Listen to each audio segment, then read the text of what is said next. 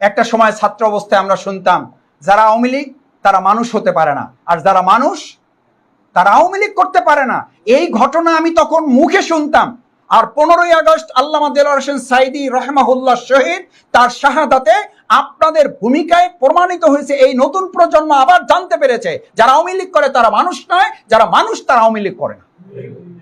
যদি তাই হতো, আজকে দেখেন আমি অত্যন্ত বিস্মিত হই, ছাত্রলীগ, স্বেচ্ছাসেবক আওয়ামী লীগেরও কতিপয় লোক শুধু ইন্নালিল্লাহ বলে ওনাকে জান্নাতের জন্য দোয়া করেছেন, আর সেই কারণে আওয়ামী লীগের লোকেরা তাদেরকে সাসপেন্ড করেছে।